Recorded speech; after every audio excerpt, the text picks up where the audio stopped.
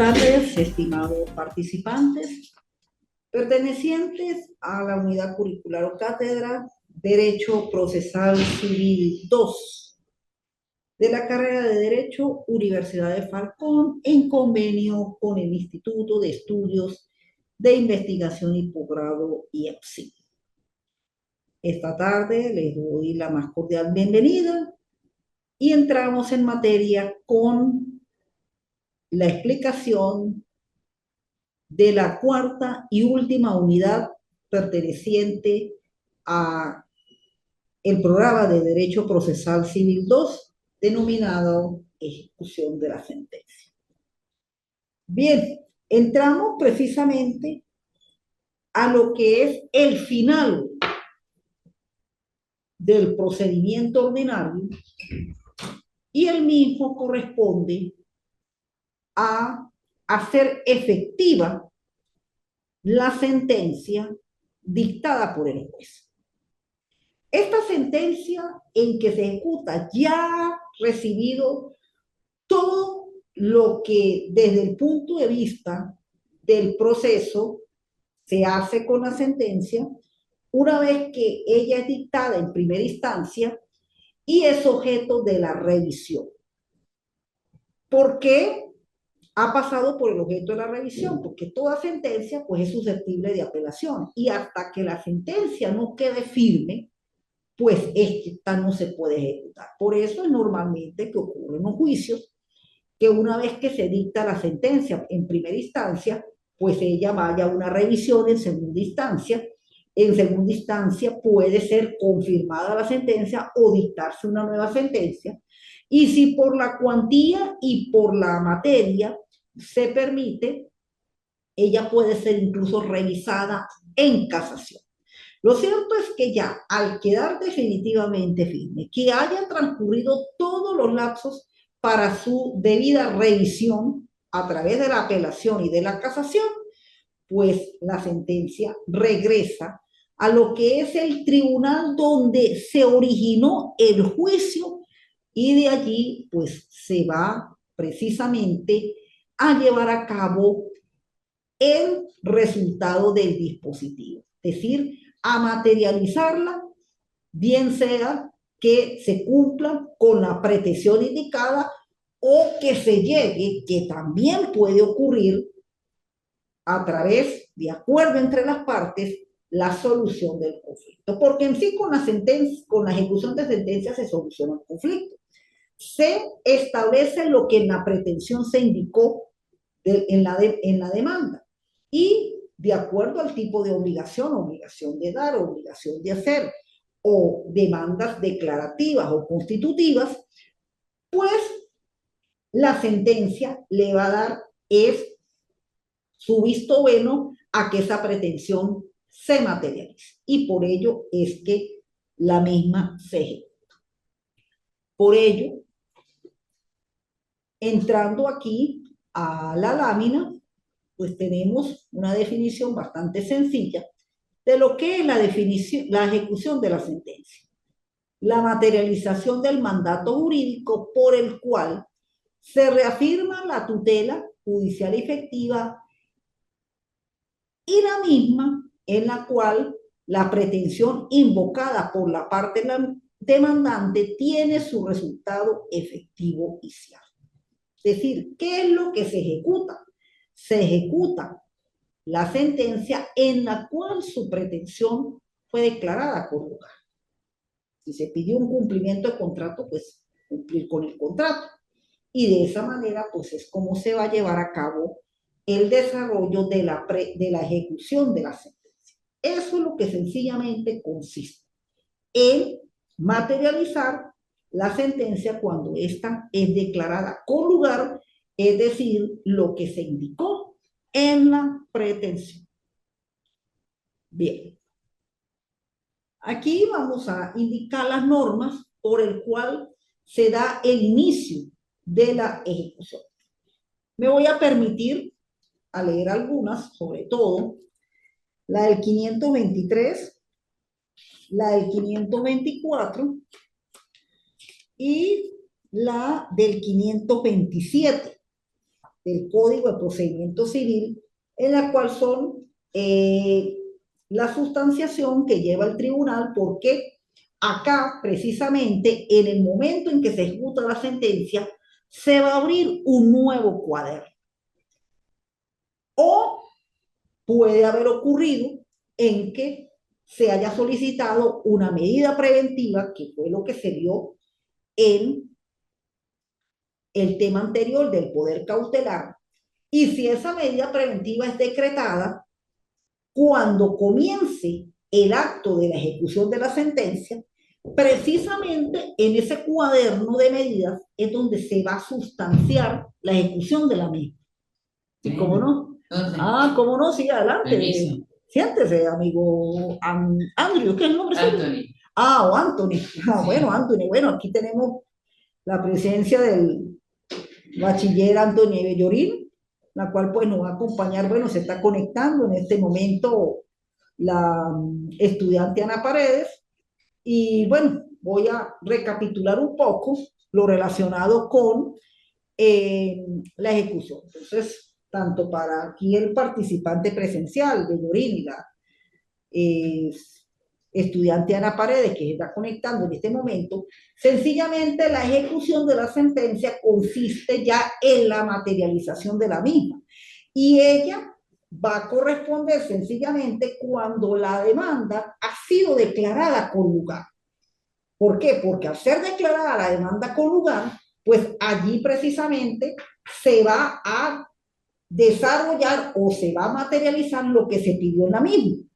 Entonces, les indicaba que si en el juicio ordinario se dicta la medida, una medida que se haya pedido, bien sea prohibición de enajenar y gravar o la medida de embargo, se abre lo que llamamos el cuaderno de medidas. En el momento en el cual se vaya a ejecutar la sentencia, es en ese cuaderno de medidas donde se va a realizar la ejecución. Eso en el caso de que se haya decretado una medida. Ahora bien, si para el momento de ejecución de la sentencia no se ha decretado medidas, pues la ejecución de la sentencia se va a llevar a cabo en un cuaderno separado, porque ella igualmente va a tener una sustanciación en el momento de la ejecución. Claro, el tribunal donde se va a llevar a cabo es el tribunal que inició el juicio, pero el expediente, ya el expediente principal, la sentencia quedó firme. Pero ¿cómo las vamos a materializar? Ahí es cuando se abre el llamado cuaderno de medidas. Y en el cuaderno de medidas es donde se va a realizar la ejecución de sentencia. Entonces, de esta manera, pues comenzamos con el 523 del Código de Procedimiento Civil, el cual establece lo siguiente. La ejecución de la sentencia o de cualquier otro acto que tenga fuerza de tal corresponderá al tribunal que haya conocido de la causa en primera instancia. Si fuera un tribunal de arbitramiento el que haya conocido en primera instancia, la ejecución corresponderá al tribunal natural que hubiera conocido el asunto de no haberse efectuado el arbitramiento. El 524. Cuando la sentencia haya quedado definitivamente firme, el tribunal, a petición de la parte interesada, pondrá un decreto ordenando su ejecución. En dicho decreto, el tribunal fijará un lapso que no será menor de 3 días ni mayor de 10 para que el deudor efectúe el cumplimiento voluntario, y no podrá comenzar la ejecución forzada hasta que haya transcurrido íntegramente dicho lapso sin que se hubiese cumplido voluntariamente la sentencia. Bueno, ¿qué es lo que sucede? Aquí vamos a aclarar lo siguiente, porque naturalmente en el Código de Procedimiento Civil, la última reforma que se hizo fue en el año 1987. Normalmente, y también en el Código del 16 de 1916, todo lo relacionado a la ejecución de la sentencia directamente se realizaba en el tribunal que dio origen al juicio. Pero ¿cómo se lleva a cabo hoy en día la ejecución de sentencia? A raíz del año 1996-97, por decreto de la Judicatura, se crearon los llamados tribunales ejecutores de medidas. Estos tribunales ejecutores de medidas han tenido varios desenvolvimientos. Primeramente, pues actuaron los tribunales ejecutores de medidas y tenían a su cargo hasta una cantidad de municipios. Por lo menos, en un momento, los tribunales ejecutores de medidas del municipio de San Cristóbal tenían competencia en el municipio de San Cristóbal, en el municipio Torres, en el municipio Fernández Feo, y creo que llegaba como que hasta el municipio Córdoba, por ahí. Pero actualmente los tribunales ejecutores de medidas se encuentran en los tribunales de municipio. Entonces, aquí en San Cristóbal hay 5 tribunales ordinarios de municipio. En esos 5 tribunales es los que también tienen competencia los ejecutores de medidas. Pero ¿cómo es que funciona acá? La sentencia, al quedar definitivamente firme, bien sea que haya recibido sus revisiones, sus recursos de apelación, sus recursos de casación, ella, al quedar firme, el expediente llega al tribunal de primera instancia o al tribunal, bueno, mayormente primera instancia, también puede ser del municipio, como el municipio solamente tiene apelación, casación si no tiene municipio, por la cuantía no le da. Entonces, vamos a poner un juzgado de primera instancia. Llega al juzgado de primera instancia. La parte que va a pedir la ejecución, que es la parte interesada, que por lo general es el demandante, ahí comienza el trabajo de pedir la ejecución de sentencia. ¿Qué es lo que hace el tribunal de primera instancia? Elabora el mandamiento de ejecución y remite el expediente en la cual se abre el cuaderno de medidas, que es donde se va a ejecutar la sentencia, remite el expediente a uno de los tribunales ordinarios de municipio y ejecutores de medidas. Ese tribunal de municipio y ejecutor de medidas es el que va a llevar a cabo la ejecución.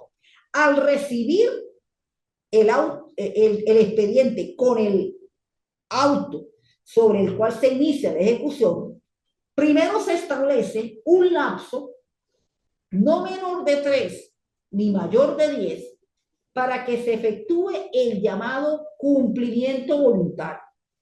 Siempre el juez tiene que ordenar el cumplimiento voluntario. Si no le hace el cumplimiento voluntario, pasado los 10 días, es cuando viene entonces la aplicación del mandamiento de ejecución y ahí viene todo lo relacionado a las etapas que se hace en la ejecución de sentencia. Entonces, legalmente, el tribunal es el tribunal donde se inició el juicio. Lo que sucede es que a raíz de esa resolución del año 96, y como han sido creados los tribunales ejecutores de medidas, pues prácticamente se comisiona a esos tribunales, ahora de municipios ordinarios y ejecutores de medidas, para que lleven a cabo la ejecución de la sentencia. Eso es lo que se hace, sobre todo con lo relacionado en las obligaciones de hacer. Porque las obligaciones de dar, las que tienen por objeto la transmisión de la propiedad, sencillamente, una sentencia donde se pide una prohibición de enajenar y gravar, y esta prohibición de enajenar y gravar es decretada, pues sencillamente el tribunal ordena prácticamente la paralización de este bien hasta que el bien pues pase igualmente a la subasta, el justiprecio, y ahí cobrar precisamente eso en el caso de las obligaciones de hacer. Ahora, si es una sentencia declarativa, por lo menos en el caso de un juicio de prescripción adquisitiva donde se va a declarar una propiedad, ahí sencillamente la ejecución de la sentencia se hace a través del registro de la misma. Ahí es cuando se hace la ejecución de la sentencia.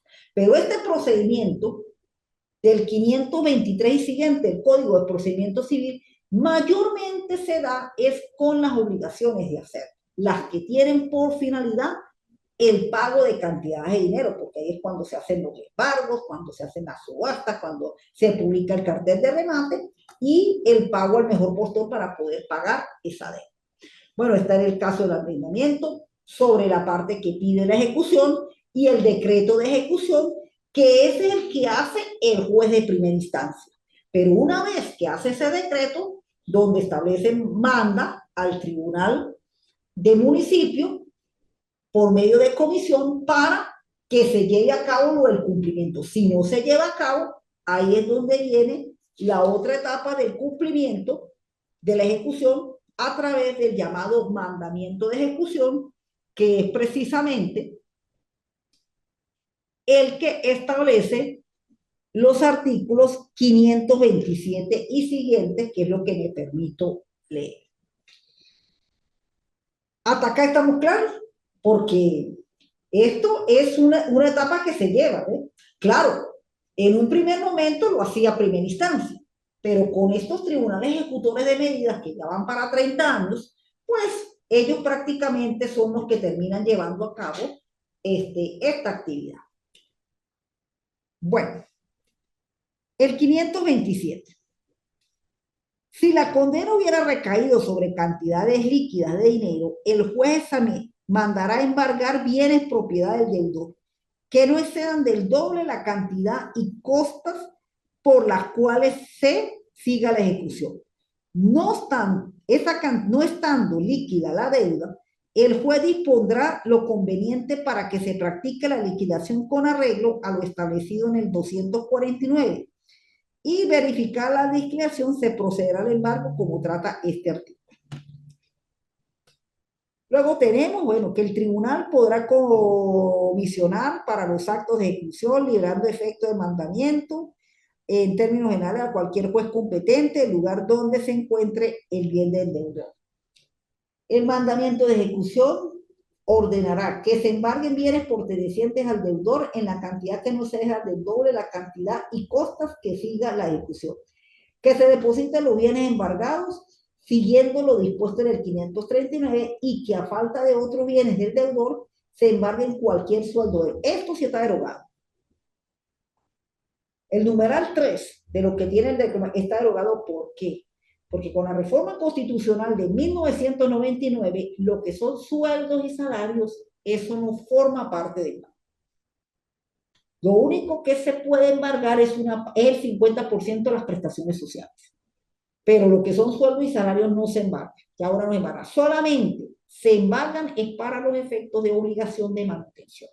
Pero las obligaciones de dar y hacer, que son las que uno estudia en Derecho Civil y Obligaciones, esas sí no caben ya en esta norma. Esto lo derogó la reforma del año 99. Bueno, entonces, la normativa siguiente, y como lo ven aquí en la lámina, embargo ejecutivo, siguiente, sujeto interveniente al embargo, es que una vez que se decreta ya la ejecución y se establece el mandamiento de ejecución, generalmente este mandamiento tiene un enunciado de esta manera a todos los tribunales de la República, porque, ¿cómo no? Lo recibe el Tribunal Ejecutor de Medidas, pero el Tribunal de Ejecutor de Medidas puede ordenar a través de mandamiento de ejecución que el mismo se pueda llevar en cualquier tribunal de la República, donde se tenga conocimiento que tiene los bienes el demandado, porque acuérdense que los bienes del deudor, en este caso el demandado, es la prenda común del acreedor y de ahí es donde se va a comenzar a cobrar. ¿Sí? Porque de repente no haya bienes en San Cristóbal, pero haya bienes, por decir algo, en Marinas o en Maracaibo o en otra ciudad. Entonces ahí es donde se indica, por eso es que ahí sí se mandaría a otro tribunal para que lleve a cabo esa afectación que es a través de ese embargo, porque ya sería embargo ejecutivo. Ahora, esa cantidad del doble que indica la norma, pues lo que se establece. Es decir, siempre el bien que se va a embargar tiene que cubrir el doble de la cantidad por el cual se interpuso en la demanda por respecto a la cuantía y, bueno, aunque ya ahorita, pues la inflación ha estado un poco medio controlada, pero llegó un momento en que prácticamente se estaba pidiendo la indexación y hay sentencias donde, sobre todo cuando se produjo las reconversiones monetarias del bolívar soberano y del bolívar digital, pues están actualizando esos montos. Porque recuerde que con el bolívar soberano y el bolívar digital se le quitaron prácticamente 11 ceros al bolívar. Es decir, hoy en día muchas demandas prácticamente quedaron en 0,0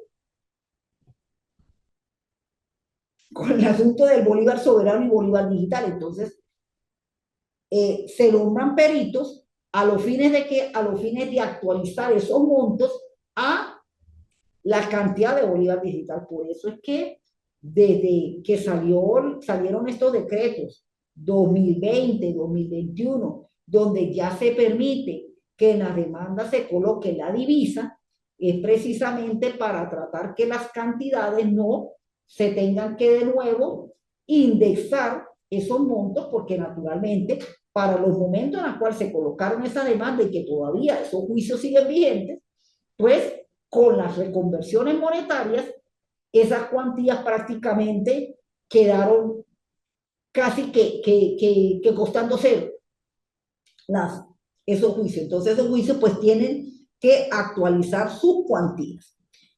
Bien, entonces una vez que ya se haya establecido el mandamiento de ejecución, pues se siguen las normas de lo relacionado con las medidas de embargo, las medidas de prohibición de enajenar y gravar, y sobre todo a raíz de los artículos 527 en adelante, lo que se hace. Primero, naturalmente, una vez embargado los bienes, dado la cuantía, esos bienes son sometidos a un peritaje a los fines de determinar si cubre la cantidad de que se pide en la demanda. Si no cubre la cantidad, tiene que haber unas mejoras de la ejecución, es decir, se trata de buscar que exista otros bienes para poder cubrir esa cantidad. Una vez que esa cantidad ya cubra y se saque el peritaje, ahí es donde se produce el llamado publicación del cartel. ¿Por qué? Porque eso se tiene que participar. Y se da un tiempo prudencial por si acaso aparece algunos opositores a la medida. Porque puede ser que uno de esos bienes no le pertenezca al deudor, sino que pertenezca a otra persona. Entonces, la medida de embargo igualmente se puede oponer. Y eso muchas veces se produce en los juicios. Entonces, una vez que se dé ese tiempo prudencial y no haya ninguna oposición, entonces es cuando precisamente se va a la subasta. En la subasta, pues aparecerá el mejor postor, adquieren bien, paga el dinero y una vez cumplido eso viene lo que se llama la publicación de el cartel de remate. Y ya con el cartel de remate, pues sencillamente, ¿qué va a pasar? Ya ahí se paga la cantidad, se reparte entre el acreedor, los abogados, los peritos, porque mientras ese bien estuvo en custodia de los peritos y del depositario, igualmente va a generar gastos y todos esos gastos se pagan hasta que ya la sentencia queda netamente terminada. Esto no quiere decir que durante el transcurso de la ejecución de la sentencia no se produzcan soluciones conciliatorias, se pueden producir. Es más, todavía lo llamado a transacciones y a obligaciones y a conciliaciones hasta la oposición se puede hacer hasta la publicación del último cartel de remate. Y eso puede suceder en el juicio. ¿Sí? ¿Por qué? Porque siempre pues la finalidad es buscar la solución lo más efectiva y más cuando eh, se, eh, se afectan bienes. Yo realmente puedo.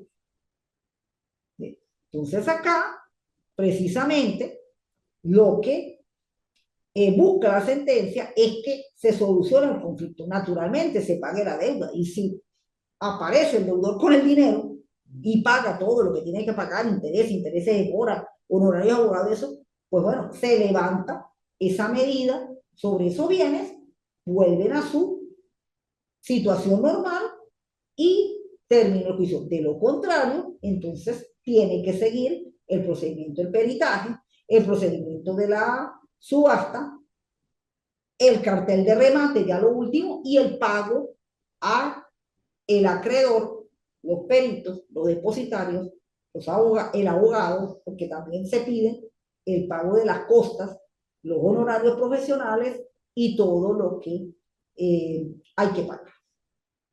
¿Sí? Entonces, esto ya es lo último y, cómo no, situaciones de esas pues se han producido. Porque para ello pues se encuentra aquí en la ley.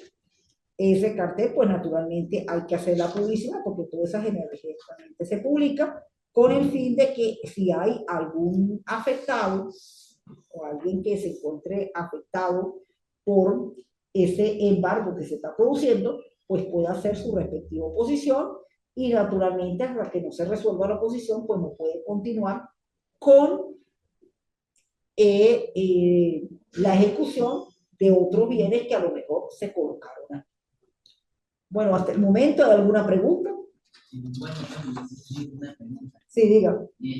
No sé si hoy en día con la jurisdicción, la legislación que tenemos hoy en día y debido a la crisis que tenemos políticamente hablando, yo digo, si habrá tratados internacionales en materia de derecho civil y en el procedimiento civil que puedan proteger los bienes embargados, digamos, de una manera injusta en los juicios si la contraparte no estuvo de acuerdo en algún tipo de procedimiento, en etapa de juicio, que no le gustó un punto de vista legal del juez, y si no hubo suficiente prueba para demostrar la culpabilidad del delito, no sé cómo actuarían las normas jurídicas a través de los tratados internacionales en materia civil a nivel nacional, digo yo.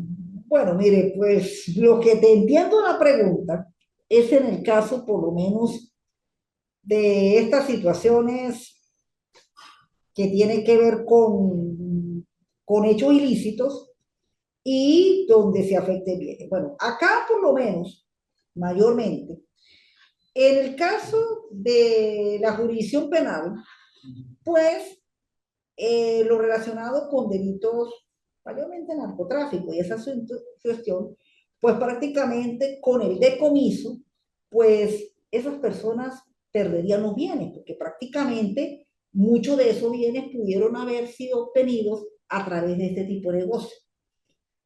En nuestro caso, es sencillamente en los casos de las obligaciones civiles que se manejan.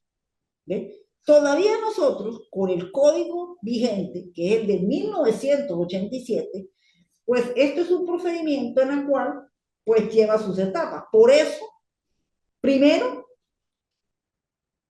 generalmente, ¿qué es lo que se pretende cuando se demanda? Y en el caso de un cumplimiento del contrato, un cobro de bolívares. Pedir una medida como para tratar de asegurar el resultado del juicio. Sin embargo, el decreto de las medidas de buenas a primeras no es tan sencillo. Porque precisamente, ¿qué es lo que sucede?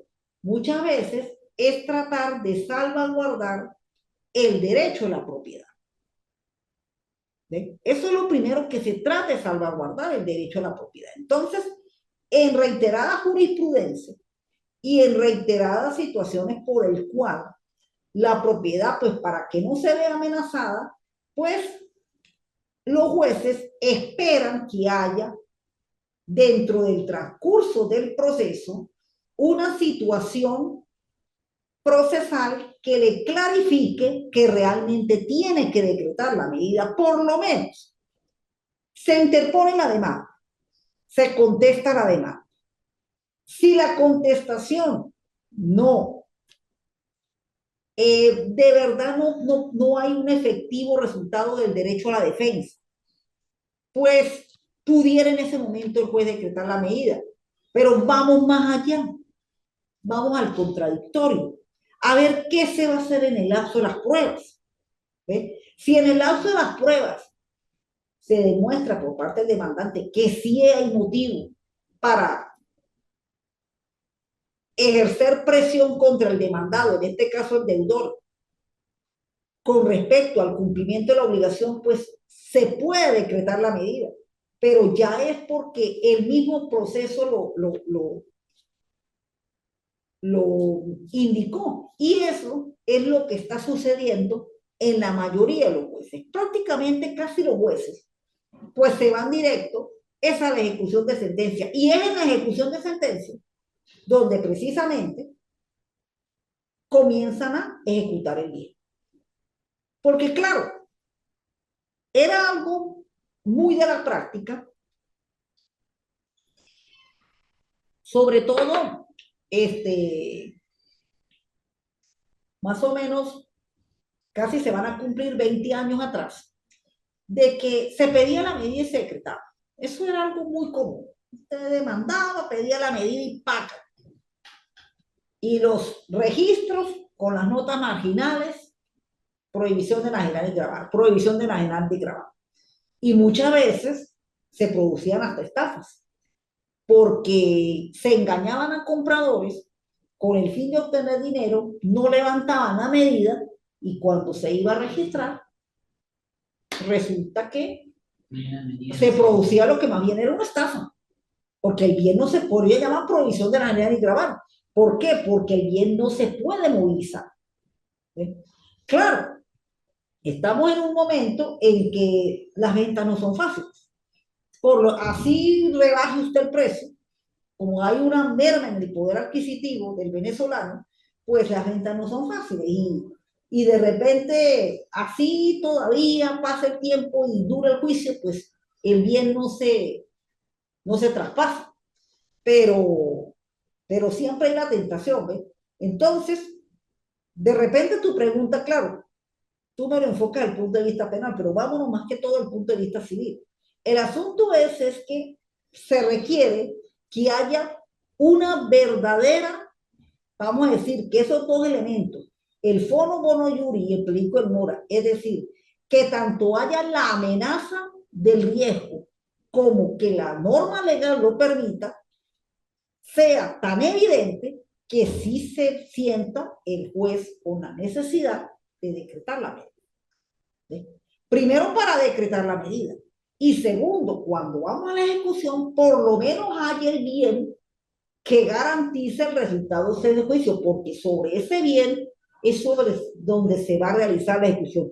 Siempre y cuando, y si ese bien alcanza, de acuerdo con lo establecido de la ley, es decir, la cuantía fue tanto, y al sacarle el doble, que es lo que indica la norma, si el bien soporta ese doble, entonces ahí sí se lleve a cabo lo relacionado al peritaje, lo relacionado a la publicación de la ejecución, la subasta, el remate y la cancelación. Que eso es en sí lo que se hace cuando se lleva a cabo lo de la ejecución de sentencia. Eso es lo que mayormente sucede. O sea, en los actuales momentos, prácticamente, pues las medidas son motivo de que verdaderamente dentro del mismo procedimiento se esté demostrando que sí, la medida es necesaria, porque para llevar a cabo los dos elementos, el periculum in mora y el foro mora iuri, usted tiene que probar muy bien que de verdad hay la intención de evadir el cumplimiento de la obligación. Eso es lo que realmente se debe probar. Y por eso es que las medidas demoran en decretarse. Aparte de que demora en decretarse la medida desde el punto de vista preventivo, vámonos a la vía ejecutiva.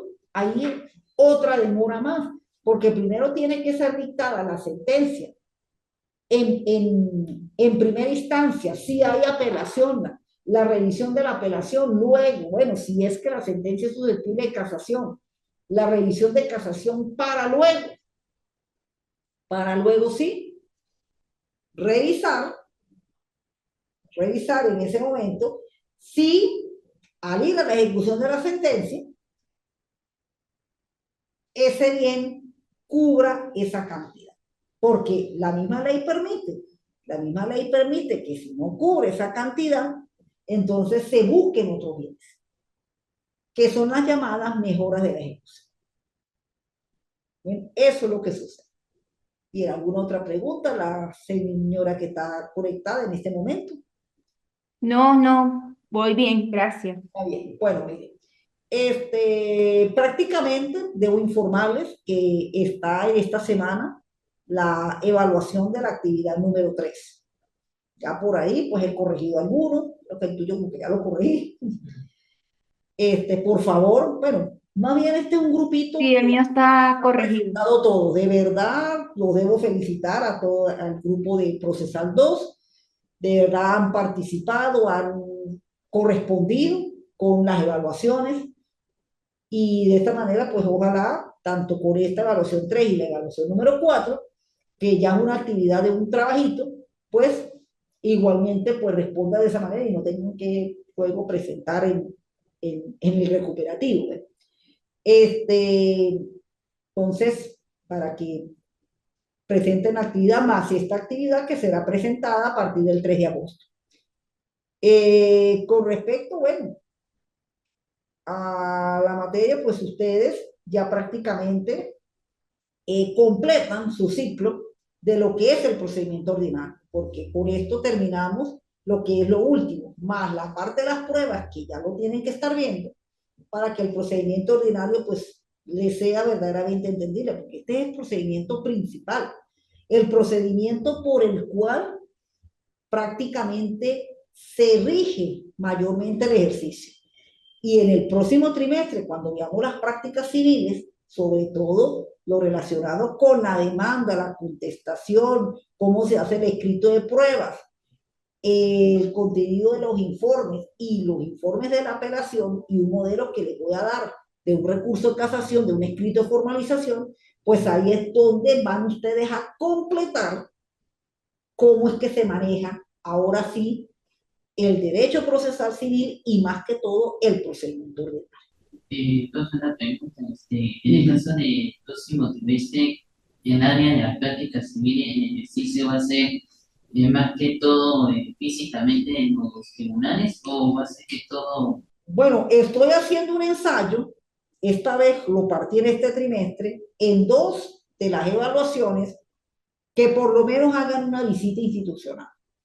¿Qué significa? Que se presenten, conozcan el sitio, por lo menos esta vez una notario me prestó bastante colaboración, ya algunos se entrevistaron y les explicó cómo es que se maneja la parte de los documentos, porque la práctica civil les van a corresponder las actividades de la redacción documental y el ejercicio profesional. La parte documental tiene que ver con los contratos más que todo. Por eso es muy importante el tener los conocimientos muy claros de Civil 4 en contratos y garantías. Y un poquito por ahí las obligaciones. ¿Ve? Porque ahí es donde van a entender por qué una venta se hace así, porque un arrendamiento se hace así, porque un poder se hace así, una sociedad se hace así. Todo eso, pero para eso tengo que conocer el derecho sustantivo, que es Civil 4. Bueno, y luego venimos con la parte procedimental, que ya es esto. Ya por lo menos aprendí que era la demanda, los requisitos de la demanda. Ahora, ¿cómo es que se hacen los requisitos de la demanda? ¿Cómo es que se hace lo que describen los hechos? ¿Cómo es? Ahí todo eso. Por lo menos lo básico y el sitio donde se lleva a cabo, que son los tribunales. Por lo menos no es que en un momento que por lo menos le permita ver un expediente, ok. Sí, para más o menos ir conociendo eso, una demanda, una contestación, un escrito de pruebas. Ellos muchas veces, los mismos funcionarios le prestan a los estudiantes esa colaboración. Eso sí, tener el más cuidado, el más respeto, tratar bien esos expedientes, porque esos son documentos públicos. Y algunos, bueno, por lo menos lo importante es un expediente que ya esté terminado para ir con los institutos, pero eso los tribunales conservan porque en cualquier momento se puede pedir un expediente de eso. Ahí me están buscando uno de hace 30 años y todavía no lo han ni conseguido. Vamos a ver qué me dicen mañana. Ok. Pero esa es la actividad, claro. Y los que vivimos en otra ciudad, yo vivo en Mérida, Bueno, pues si usted cuando tenga esa actividad sigue en Mérida, igualito ya existen voy y lo visito igual. tribunales, siguen notarías y esas cuestiones. Esos son instituciones que le prestan a uno mucha ayuda, tanto a Perfecto. los estudiantes de derecho como los mismos. Es más, yo he conocido tribunales que hay los mismos jueces dicen para los estudiantes de tal hora a tal hora. O sea, se basa Porque en el caso de tu señora Paredes, que vive en Mérida, pues Mérida también es una ciudad que presta muchos servicios porque allá está la Universidad de los Andes, que tiene Exacto. derecho, y pues imagino que muchos de los jueces y esa cuestión vendrán de ahí, de la Universidad de los Andes. Dígame, Sí, ya así esa es una alma mater de la zona andina. es. Sí, así es. Pero claro, le estoy tocando, me estoy adelantando las prácticas civiles, donde se pide eso, porque ahorita pues Está siguen bien. haciendo la evaluación normal. Es decir, se hace la evaluación de la tercera que precisamente hay un ejercicio donde, bueno, ocurre una sentencia, se dictó esto, se dictó aquello. Pero esta actividad sí es más que todo de un trabajito que tienen que hacer. Ok. Pero me adelanto en las prácticas civiles porque nos están exigiendo que, bueno, que el alumno tenga actividades prácticas, esa cuestión, bueno, lo más que le puedo dar es que hagan la visita. Y en la visita, pues ustedes observan, solicitar la ayuda con la información de los notarios, de los empleados, porque esas son las personas que lo orientan a uno. Lo van orientando. Y lo van orientando hasta que ya uno empieza y agarra toda la destreza del O mundo. sea, como para desenvolver en esta carrera. Exactamente, así es. Eso es lo que sucede. Bueno, ¿alguna otra pregunta con respecto a lo... Pero no, el grupito de ustedes de verdad que los debo felicitar. Ha sido un grupito muy homogéneo, ha sido un grupo que hasta ahorita son los que han respondido, las dos evaluaciones que se han presentado las han respondido todos. No hay alguno que tenga que presentarla en el diferido, hasta el momento. Ojalá si sea la tercera y sea la cuarta. Porque mientras ustedes presenten sus evaluaciones en las fechas, por lo menos no van a tener presión, porque de repente hubo una que no la pudo presentar, pero si han presentado la gran mayoría, por lo menos esa la presentan básicamente y ya es la última, porque ya, como se dice, después del 11 de agosto, se abren 5 días para el recuperativo, y el recuperativo es uno solo. Ustedes no van a recuperar 2 o 3 evaluaciones, no es uno solo la que van a presentar. Menos mal que hasta el momento el grupito de 11 tiene las 2 evaluaciones presentadas. Así espero con la tercera e igualmente espero con la cuarta. Bien, ¿alguna otra Ya pregunta? la tercera mía ya fue corregida. Ah, bueno, sí, ya he corregido. Ayer corregí varios, corregí como 6, si no me equivoco. Corregí como 6. Es más, incluso le voy a dar una recomendación sobre todo a ti, Bellorín. Cuando sean prácticos, dedícate a contestar lo que es. Claro. Porque una cosa es un examen, otra cosa es un ensayo, otra cosa es un informe, otra cosa es un trabajo. Y otra cosa es un ejercicio práctico. ¿Ves? Si es un ejercicio práctico, la respuesta es Puntual. sí o no. Pero tú no me tienes que explicar que no, que tenía que ocurrir esto, no. Porque cuando uno trabaja en el ejercicio profesional, por lo menos en el procedimiento ordinario, los actos que realizan el proceso, que es el de demanda, contestación, esos son cuestiones muy puntuales. Es más, uno muchas veces va, ve el expediente, averigua, se hizo esto, lo entrega y te vas.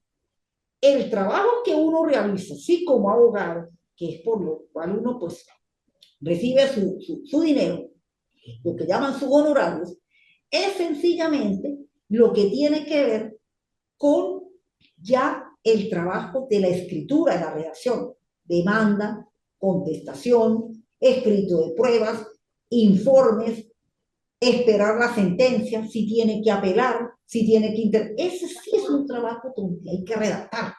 Ahí sí. Por eso es que usted tiene una evaluación que es el ensayo y el informe, porque con el ensayo e informe es donde ustedes van a desarrollar esa redacción. ¿Y por qué tienen que desarrollar esa redacción? Porque es que en el ejercicio profesional nos toca redactar. Analizar. ¿Eh? Eso y pensar, mire, hacerlo de esta manera, hacerlo de otra, sacarle hasta con una cucharita a los clientes. ¿Qué fue lo que hicieron? Porque a veces ellos cuentan una cosa y resulta que en la realidad o hace años hicieron otra. Entonces lo enredan a uno y después empezar a buscarle y las personas muchas veces no tienen ni siquiera, es más, ellos a uno muchas veces no le dicen la verdad. Y el juicio lo que se trata de buscar es la verdad.